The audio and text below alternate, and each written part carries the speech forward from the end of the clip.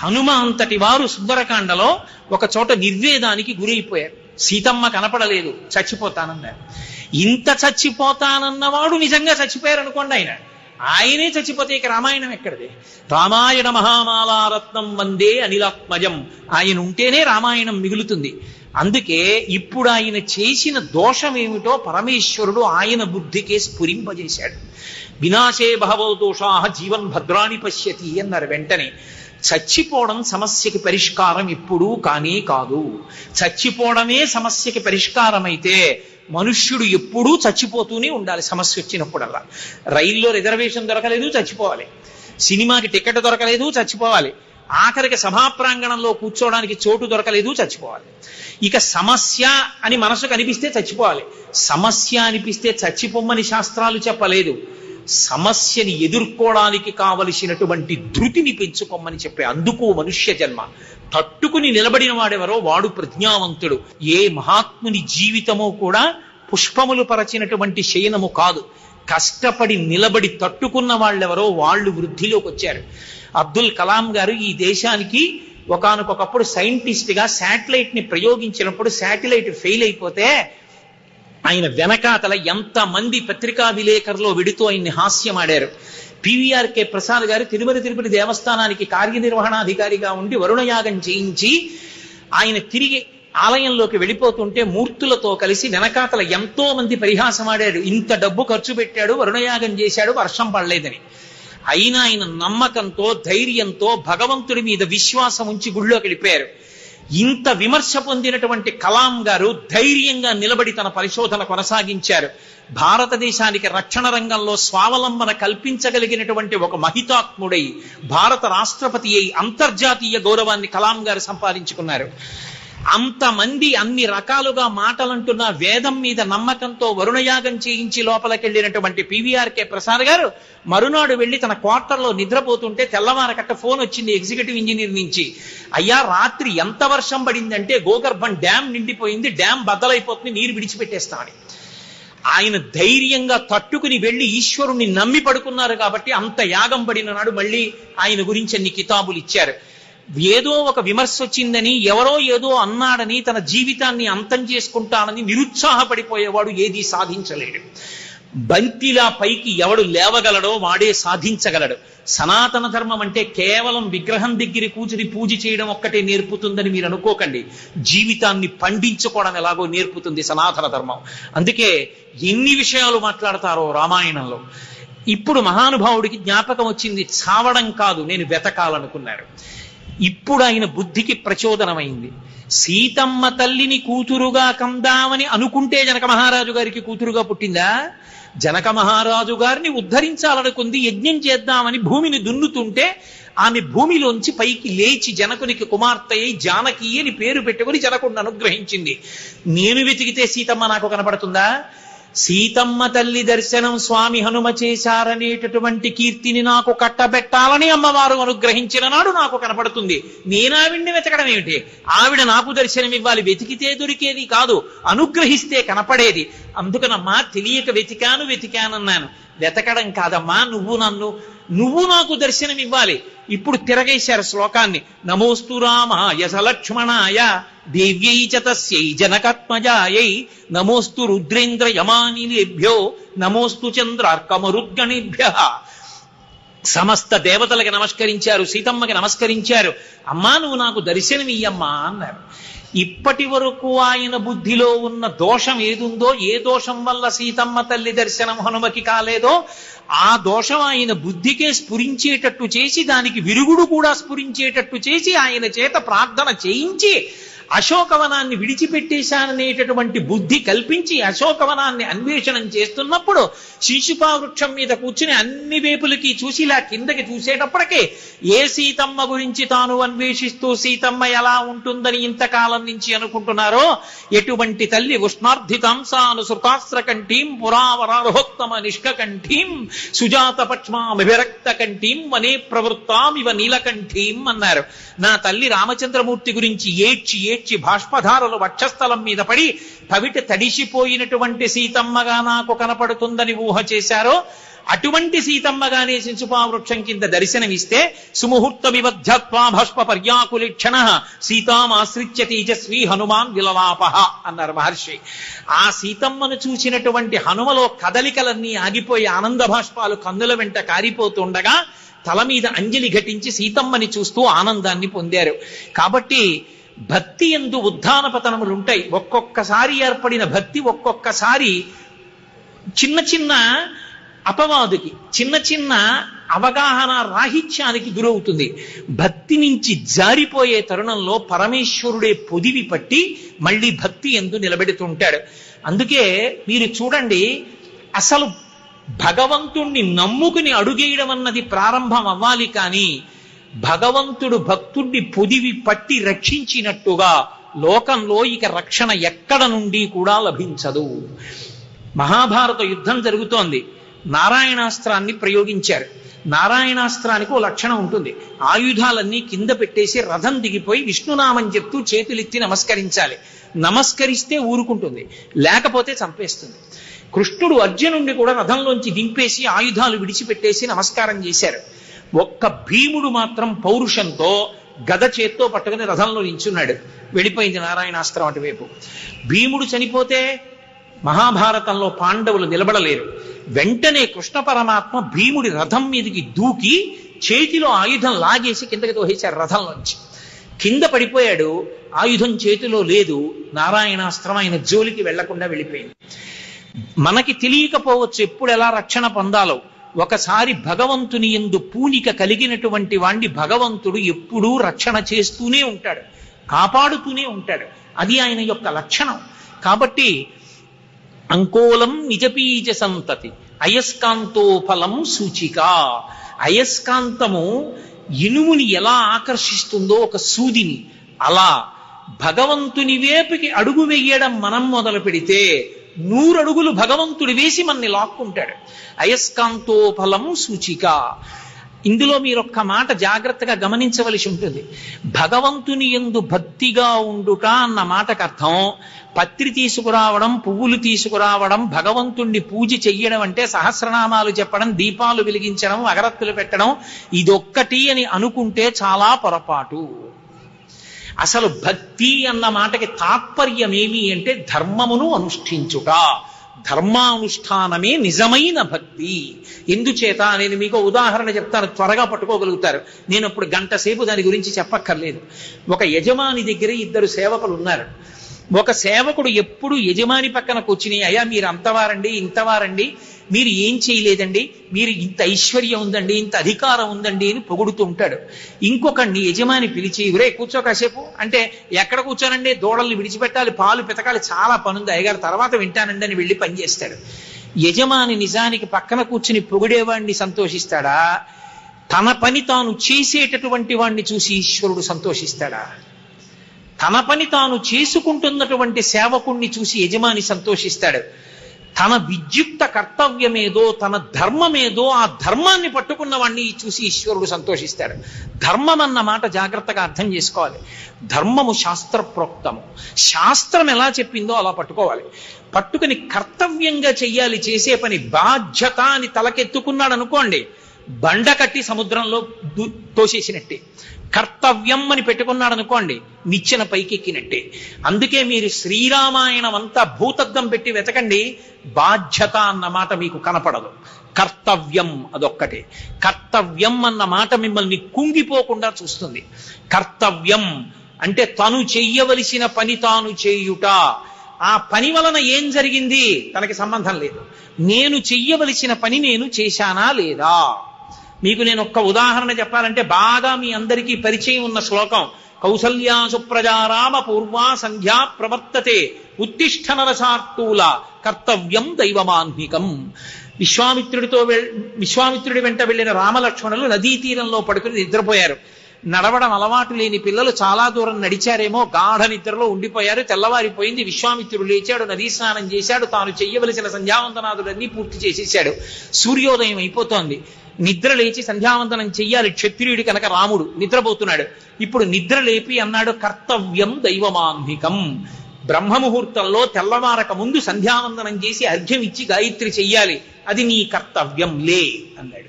ఇప్పుడు రాముడు లేవలేదనుకోండి, విశ్వామిత్రుడు చిన్నబుచ్చుకోడు, ఇంకొక మాట చెప్తాడు.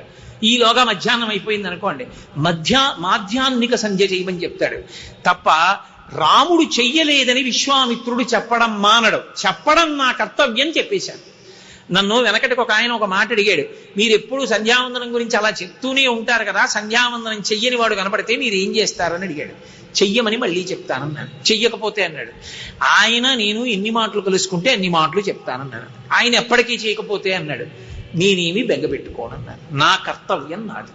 నేను చెప్పాను ఆయన చెయ్యట్లేదని ఏడుపు మొదలెట్టాను అనుకోండి, నా సంధ్యావందనం కూడా నడవదు. నేను గాయత్రి చేసేటప్పుడు కూడా వాడే కనిపిస్తాడు నాకు. వాడికి చెప్పాను, వాడు చెయ్యట్లేదు, ఎందుకు వచ్చింది నాకు? నా కర్తవ్యం. నేను చెప్పాను, నా కర్తవ్యం అయిపోయింది. ఇప్పుడు బాధ్యత కాదు. బాధ్యత అంటే వాడు చేసే వరకు నేను ఏడుస్తూ కూర్చోడం. బాధ్యత కుంగ తీస్తుంది, కర్తవ్యం ఎక్కిస్తుంది. ఉత్సాహంతో మనిషి ఎందుకు నిలబడగలడంటే కర్తవ్యతా దృష్టి చేత నిలబడతాడు. కర్తవ్యతా దృష్టి పోయిందనుకోండి, తను ఏం చెయ్యాలో అది నేను చేశానా, శాస్త్రం ప్రమాణం, శాస్త్రం ప్రకారం నేను చెయ్యవలసింది చేశానో అంతే. ఇక దాని ఫలితం సంబంధం లేదు. నా కొడుకుని జాగ్రత్తగా చదివించాలి, వాడికి నేను ఉపనయనం చెయ్యాలి, బ్రహ్మోపదేశం చెయ్యాలి, వాడికి నాన్నగారు ఇలా ఉంటారు మనం ఇలా ఎందుకు ఉండకూడదనేటటువంటి ఒక దుష్టమైనటువంటి ఉదాహరణగా నేను బ్రతకకూడదు. నాన్నగారు అలా ఉంటారు నేను ఇలా ఉండకూడదు సుమా అనేటట్టు నేను బ్రతుకుతున్నానా లేదా, నా కర్తవ్యం అయిపోయింది. ఇప్పుడు నా కొడుకు సరిగా లేడనుకోండి, అది నా తప్పు కాదు. ఇంకా దాని గురించి నేను నెత్తికెత్తుకుని ఏడవక్కర్లేదు. అంటే ఇంకొకరి మీద పెట్టి చెప్పకూడదు కాబట్టి నా మీద చెప్పి పెట్టుకున్నాను, కానీ నా కొడుకు అటువంటి అయోగ్యుడు కాడు. తండ్రి కొడుకుని పొగడకూడదు. వాడు పాపం సంధ్యావందనాదులు చేసుకుంటాడు, వాడు యోగ్యుడే. కానీ ఒక ఉదాహరణకి నేను చెప్పాను. కర్తవ్యము అన్న మాటకు అర్థం ఏమిటంటే నేను చెయ్యవలసిన పని నేను చేస్తున్నానా, దానికి ఎవరో కాదు సాక్ష్యం, నువ్వే. నేను చెయ్యవలసిన పని నేను చేశాను, ఒకడు పొగిడాడు, దానికి పొగట్టెందుకు? నేను చేయవలసింది చేశాను, అమాయకుడు తెలియలేదు నేను చేశానంటున్నాడు. చేసినా కూడా నువ్వు చేసిన దానికి వంక పెట్టాడు, పాపం తెలియలేదు, నేను నా కర్తవ్యం చేశాను. కాబట్టి ఈశ్వరుడు నేను చేసినది సక్రమమన్న బుద్ధి ఆయనకు కల్పించుగాక. ఇందులో నేను చేసింది సక్రమమనడానికి శాస్త్రాన్ని ప్రధానంగా తీసుకుని చెయ్యాలి. అందుకే మీరు చూడండి, ధర్మము అన్న మాట చాలా విశాలమైన పరిధిలో ఉంటుంది. అన్నీ వదిలిపెట్టేసి పూజా మందిరంలో కూర్చుని అదే పనిగా పువ్వులు పెట్టి పూజ చెయ్యి, మారేడు దళాలు పెట్టి పూజ చెయ్యి, అలా పూజ చేస్తూ ఉండడం ఒక్కటే ఉద్ధారకము అని శాస్త్రములు చెప్పలేదు. బాగా జ్ఞాపకం పెట్టుకోండి ఈ విషయాన్ని. కేవలం పరమేశ్వరుడి దగ్గర కూర్చుని అర్చన చెయ్యడం ఒక్కటే భక్తి అన్న మాటలోకి రాదు.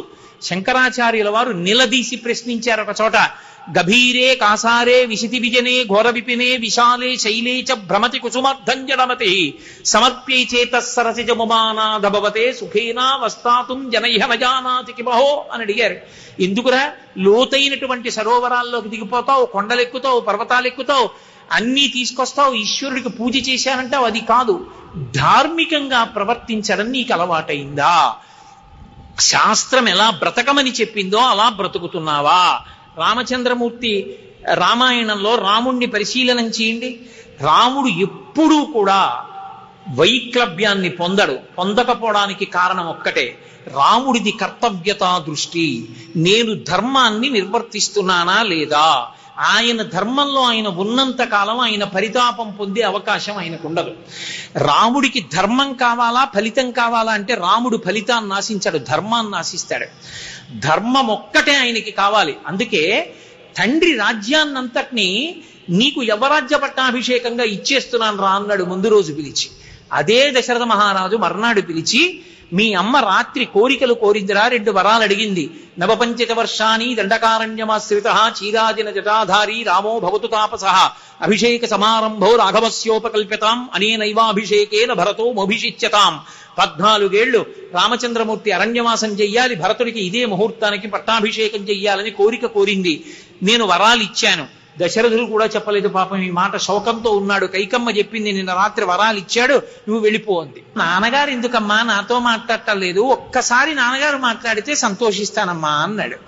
ఎప్పుడు నన్ను చూసి పొంగిపోతారే, అటువంటి తండ్రి నా వంక ఎందుకమ్మా చూడలేదన్నాడు. పాపం చూడలేకపోయాడు, రాముడు అరణ్యవాసానికి వెళ్ళిపోవలసి వస్తోందని. ఆవిడంది, ఆయన నా కొడుక్కి రాజ్యం ఇచ్చాడన్న వరం నిజమవ్వాలంటే నువ్వు అరణ్యానికి వెళ్ళిపోవాలి. నువ్వు వెడితే తప్ప ఆ మాట నిజమవదని, నువ్వు వెడితే తప్ప అన్నం నీళ్లు ముట్టనని మీ నాన్న భీష్మ ప్రతిజ్ఞ చేశాడు, అందుకు తొందరగా వెళ్ళిపో అంది. అంటే రాముడు అన్నాడు, నహమర్థపరోదేవి లోకమా వస్తుముత్సహే విద్ధిమాం ఋషిభి తుల్యం కేవలం ధర్మమాస్థితం అన్నాడు. అమ్మా నిన్న రాత్రి పిలిచి నాన్నగారు రాజ్యం పుచ్చుకోమన్నారమ్మా, పుచ్చుకుంటానన్నాను. నిన్న రాత్రి రాజ్యం పుచ్చుకుంటాననడానికి కారణం పితృవాక్య పరిపాలనమే, కొడుకుగా తండ్రి మాట పాటించడం. ఇవాళ అరణ్యానికి వెళ్ళిపోమ్మని నాన్నగారు అన్నా కూడా వెళ్ళిపోతానమ్మా. ఎందుకు వెళ్ళిపోతానో తెలుసా? అప్పుడు కూడా తండ్రి మాట పాటించడమే. నాకు కొడుకుగా తెలిసున్నది ఏమిటి అంటే తండ్రి మాట ఔదల దాల్చడమే తప్ప నాకు కలిసి వస్తుందంటే తండ్రి మాట పాటించడం అన్న మాట నాకు లేదమ్మా. నా కర్తవ్యం నాది. విద్ధిమాం ఋషిభి తుల్యం కేవలం ధర్మమాస్థితం. నేను ఋషి లాంటి వాడినమ్మా, నాకు ఇవన్నీ అక్కర్లేదు, నాకు ధర్మము శాస్త్రము కావాలన్నాడు. నహమర్థపరోదేవి లోకమా వస్తుముత్సహే విద్ధిమాం ఋషిభి తుల్యం కేవలం ధర్మమాస్థితం అన్నాడు. అమ్మా నిన్న రాత్రి పిలిచి నాన్నగారు రాజ్యం పుచ్చుకోమన్నారమ్మా, పుచ్చుకుంటానన్నాను. నిన్న రాత్రి రాజ్యం పుచ్చుకుంటాననడానికి కారణం పితృవాక్య పరిపాలనమే, కొడుకుగా తండ్రి మాట పాటించడం. ఇవాళ అరణ్యానికి వెళ్ళిపోమ్మని నాన్నగారు అన్నా కూడా వెళ్ళిపోతానమ్మా. ఎందుకు వెళ్ళిపోతానో తెలుసా? అప్పుడు కూడా తండ్రి మాట పాటించడమే. నాకు కొడుకుగా తెలిసున్నది ఏమిటి అంటే తండ్రి మాట ఔదల దాల్చడమే తప్ప నాకు కలిసి వస్తుందంటే తండ్రి మాట పాటించడం అన్న మాట లేదమ్మా. నా కర్తవ్యం నాది. విద్ధిమాం ఋషిభి తుల్యం కేవలం ధర్మమాస్థితం. నేను ఋషి లాంటి వాడినమ్మా, నాకు ఇవన్నీ అక్కర్లేదు, నాకు ధర్మము శాస్త్రము కావాలన్నాడు. ఇప్పుడు రాముడు పూజా మందిరంలో కూర్చుని పూజ చేశాడని యుగాలు మారిపోయినా పూజనీయుడయ్యాడా? ధర్మం పట్టుకున్నాడు కాబట్టి పూజనీయుడయ్యాడా? ధర్మము అంటే ఈశ్వర ప్రోక్తము. మీరు ఒక్కటి ఆలోచించండి. ఒక తండ్రికి ఇద్దరు కుమారులు ఉన్నారు. ఇద్దరు కొడుకులకి తండ్రి సమానంగా నీతి చెప్తాడు. ఒక కొడుకు తండ్రి దగ్గరికి వచ్చి కాళ్ళు పడతాడు, ఇంతంత అంచు పంచెలు తీసుకొచ్చి ఇస్తాడు. నాన్నగారు పడుకున్నటువంటి గది ఎంతో చల్లగా ఉండే ఏర్పాట్లు చేస్తాడు. నాన్నగారికి మంచి వాహనం కొనిస్తాడు. కానీ నాన్నగారు ఏ పని చెయ్యొద్దన్నారో ఆ పని చెయ్యకుండా మాత్రం ఉండడు. ఏ తప్పు పనులు తండ్రి చెయ్యవద్దన్నాడో ఆ పనులన్నీ చేస్తూ ఉంటాడు. ఇంకొక కొడుకు ఉన్నాడు, 3 వేళ్ల అంచు ఎంత ఉంటుందో అంత అంచు ఉన్నటువంటి సాదా పంచొకటి పట్టుకొచ్చి పెడతాడు. నాన్నగారికి రాత్రి కాళ్ళు పడతాడు. నాన్నగారు ఏం చెప్పారో అదే చేస్తాడు తప్ప నాన్నగారు వద్దన్న పని చెయ్యడు. నాన్నగారికి ఇన్ని కల్పించాడు కదా అని తండ్రి వద్దన్నట్టు బ్రతికిన కొడుకుని చూసి తండ్రి సంతోషిస్తాడా? తనకి చాలా తక్కువ తీసుకొచ్చి పెట్టినా తను చెప్పినట్టు బ్రతుకుతున్న కొడుకుని చూసి తండ్రి సంతోషిస్తాడా? తను చెప్పినట్టు విన్న కొడుకుని చూసి తండ్రి సంతోషిస్తాడు. తండ్రిని పూజించుట అన్న మాటకు అర్థం తండ్రి పట్ల గురి కలిగి ఉండుట, తండ్రి చెప్పిన మాట పాటించుట. భగవద్భక్తి అన్న మాటకు అర్థం భగవంతుడు ఎలా చెప్పాడో అలా బ్రతకడం. భగవంతుడు ఇలా బ్రతకండి అని వేదంలో చెప్పాడు.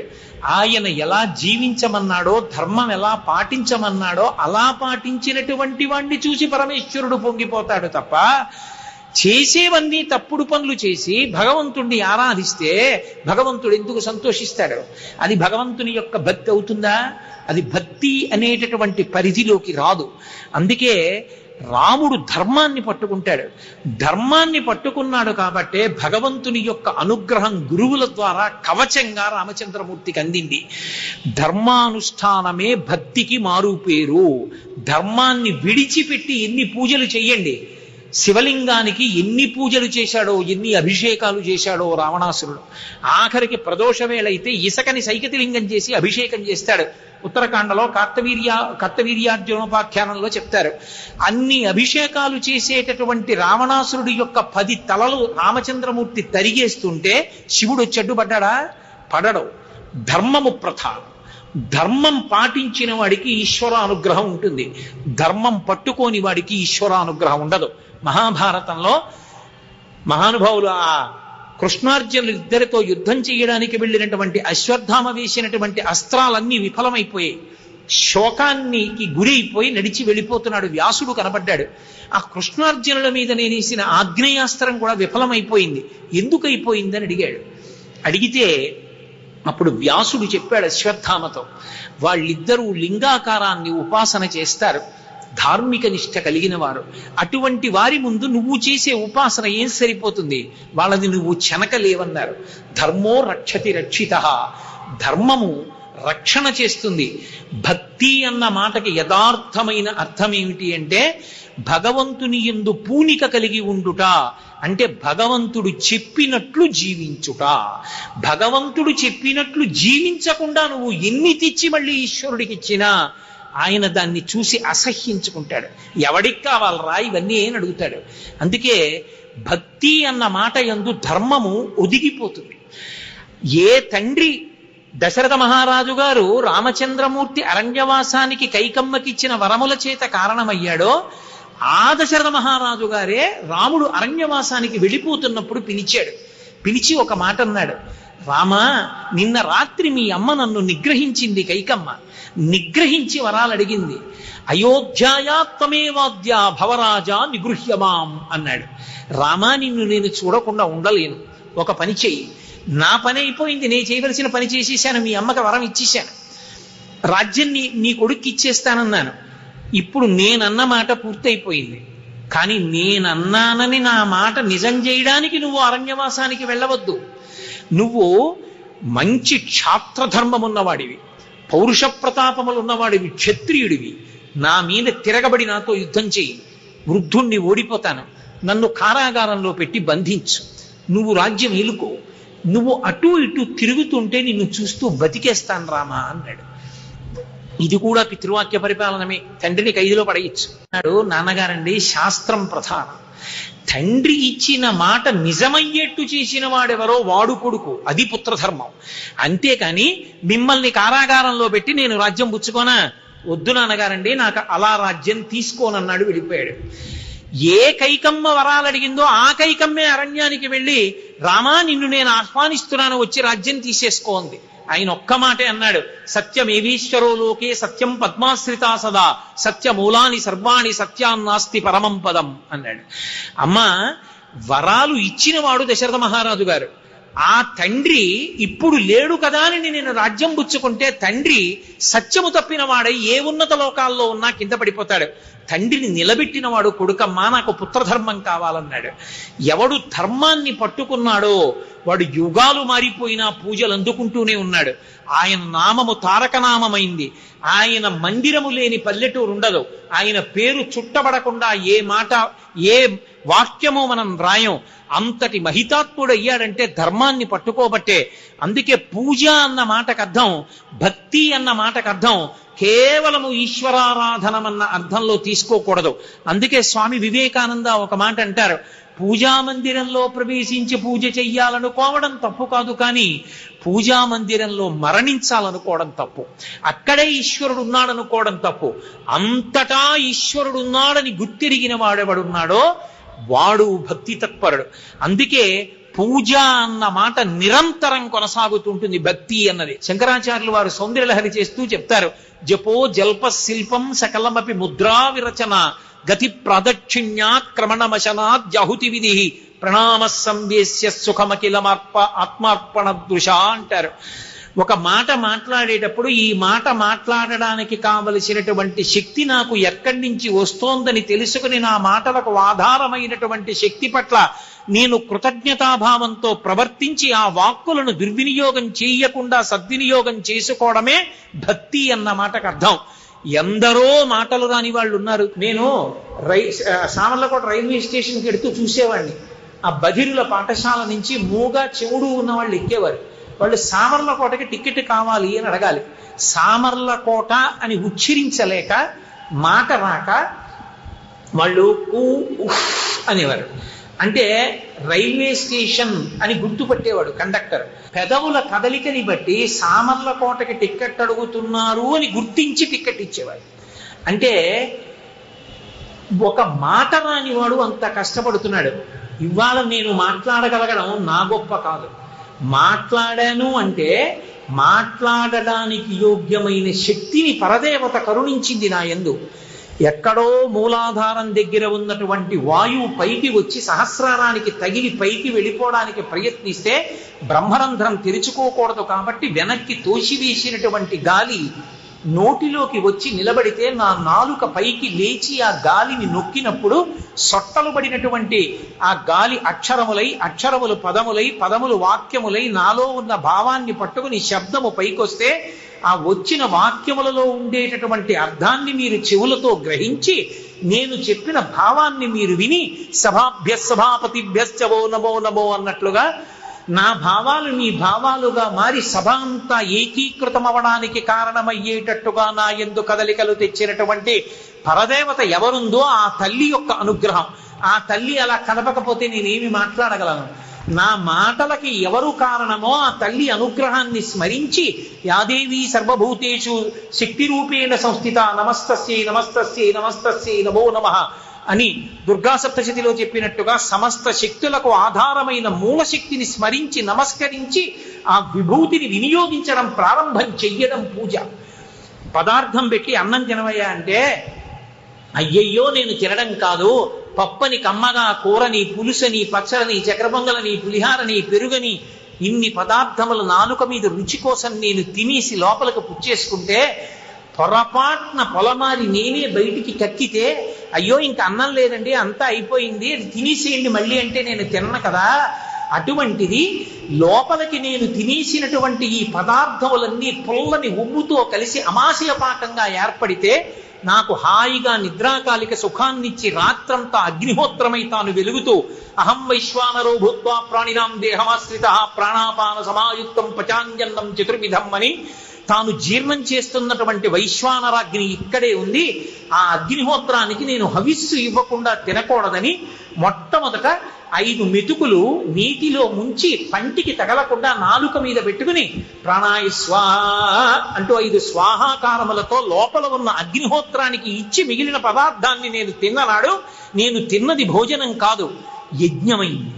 లోపల ఉన్న వైశ్వానరాగ్ని పట్ల కృతజ్ఞతతో నేను ప్రవర్తించగలిగిన నాడు లోపల ఈశ్వరుడు ఉన్నాడు అగ్ని రూపంలో అని తెలుసుకోకుండా ఏది పడితేది తీసుకొచ్చి నేను దాని మీద పొయ్యగలిగితే యజ్ఞం చేస్తున్నప్పుడు యజ్ఞకుండంలోకి తీసుకొచ్చి కల్లు కుండలు వంపినటువంటి రాక్షసుడికి దీని ద్వారా లోపల ఉన్న అగ్నిహోత్రంలో పోసిన నాకు తేడా ఎక్కడొస్తుంది? కాబట్టి అది తెలుసుకుని నోట్లో ఎప్పుడు ఏది ఎలా పెట్టుకోవాలో తెలుసుకుని మాట్లాడిన వాడు తాను తిన్నా భగవద్భక్తి పరవశంతో ఇతరులకు ఉపకారం చెయ్యాలనేటటువంటి ఉద్దేశ్యంతో నిండిపోయిన కొండ నీరు పట్టక అంచుల మించి కారిపోయినట్టుగా భగవంతుని యొక్క గుణములను తాను అనుభవించడం చేత కలిగిన ఆనందాన్ని ఆవిష్కరించడానికి వాక్కులు వ్యక్తమవుతున్నప్పుడు మాటలు మాట్లాడుతూ కదిపినటువంటి చేతుల యొక్క కదలికలన్నీ మంత్రజపానికి పట్టిన ముద్రలే. భగవంతుడు నాకు శక్తినిచ్చాడు కాబట్టి నడవలేకపోతున్నాను మంచంలో పడిపోయిన వాళ్ళు, కాళ్ళకి ఎలక్ట్రిక్ షాక్ పెట్టించుకుంటున్న వాళ్ళు, 2 కర్రలు చంకల కింద పెట్టుకుని దూకుతూ వెడుతున్న వాళ్ళు ఎందరో ఉన్నారు. ఈశ్వరుడు నా కాళ్ళకి శక్తినిచ్చాడు, నడవగలుగుతున్నాను. అనవసరపు వాటికి నేను తిరగకూడదని గుర్తిరిగి నేను నడిచినప్పుడు పరమ కృతజ్ఞతతో నేను నా కాళ్లలో ఉన్న శక్తికి కారణమైన పరదేవతకి కృతజ్ఞతావిష్కారము చేసి నడవడము ప్రసాదమే. అప్పుడు నేను నడిచిన ప్రతి నడక, వేసిన ప్రతి అడుగు ఈశ్వరుడికి ప్రదక్షిణమే.